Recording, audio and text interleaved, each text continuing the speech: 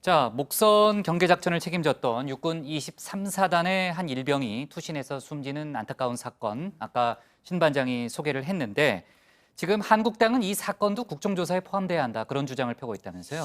예, 일단 먼저 상황 설명을 좀 드리면요. 이 군 당국에 따르면 지난 1일부터 휴가 중이던 A 일병 어젯밤 9시쯤에 서울 원효대교에서 한강으로 투신해서 스스로 목숨을 끊었습니다. 자, 부대 복귀일은 사고 다음 날인 9일, 그러니까 오늘이 있죠.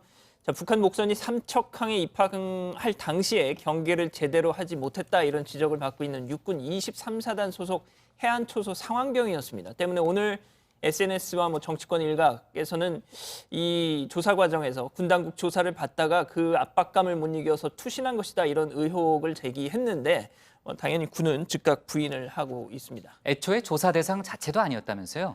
예, 일단 이 A 일병은요, 북한 목선이 이 접안했던 지난달 15일 새벽이 아니라 그 오후에 근무를 한 걸로 확인이 됐습니다. 따라서 이 목선 상황과는 직접 관련이 없는 거죠. 때문에 조사 대상도 조사받은 일도 없었다, 이렇게 군 당국에서는 말을 했습니다.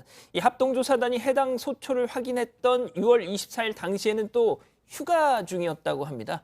예, 국방부 관계자는 이 북한 목선 사건과 관련해서 이 병사들에게 책임을 묻지 않겠다는 걸 군 당국은 여러 차례 밝혔다, 이렇게 강조를 하기도 했습니다. 자, 이 반면 한국당은 이 사건 역시 국정조사에 포함시켜야 한다는 입장인데요. 이 사망 원인에 대해 명확한 결과가 나오지 않았음에도 이 군이 조사로 인한 압박이 투신의 원인이라고 보기 어렵다라는 결론을 내리려고 했다면서, 그러니까 이 정부 차원의 은폐 조작이 여전히 현재 진행형인 것은 아닌지 의심된다라는 주장을 펼치고 있는 겁니다. 그러면서 경계 실패의 책임을 병사에게까지 돌리는 분위기가 이 죽음으로 이끈 것은 아닌지 의심할 수밖에 없다.